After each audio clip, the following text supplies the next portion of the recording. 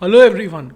My name is Rakshit, Microsoft Certified Data Analyst Associate, and today I will share the analytical case study of a media giant which is none other than Netflix. Netflix has surpassed Disney to become the most valuable media company in the world with a net valuation of more than $200 billion. It has more than 200 million paid subscribers reported as of Q4 2020, and its huge success relies on its customer retention. Their data analytics team is performing exceedingly well and are doing wonders for their company. Netflix has a customer retention rate of 93% as compared to Amazon Prime, who has a customer retention rate of 75%. But the question is, what exactly is their data analytics team doing? What strategies are they adopting that is driving such a great growth for Netflix? Let's find out and learn from it.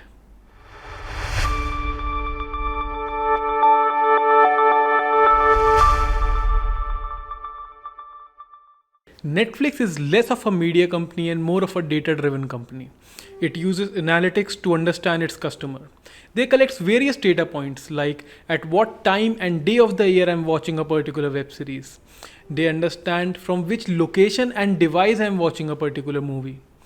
They understand, did I rewatch any particular scene or did I abandon the whole movie after watching a particular scene?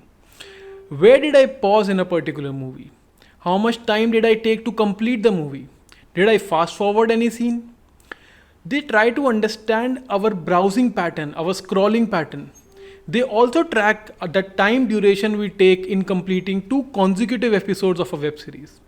All these data points adds a lot of dimension in understanding the customer and improving the operation, which directly impacts their business. It also helps in developing a very powerful recommendation algorithm.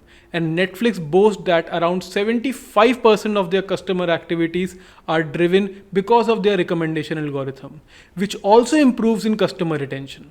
In 2011, Netflix outbid top US channels like HBO to win the streaming rights of US version of web series House of Cards. With 2 seasons and 13 episodes in each season, it costed Netflix around $100 million. Just after this huge acquisition, Netflix rolled out 10 different trailers of House of Cards based upon customer choice, preferences, and tastes. Using analytics and studying different data points like actor director combination, actors' previous hits, directors' previous hits, the vibe of the customers, Netflix predicted that it is going to be a huge hit.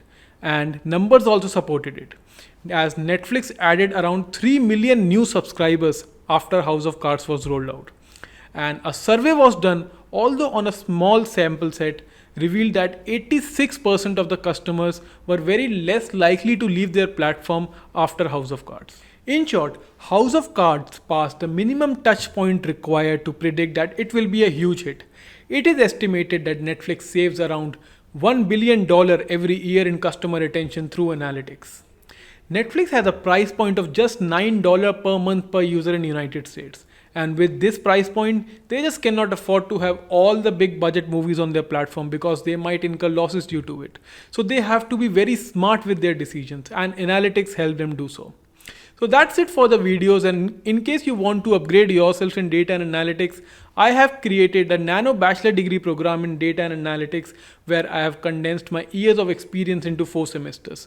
So if you want to upskill, you can fill the form in the description section and we will contact you. Stay tuned for more such informative content.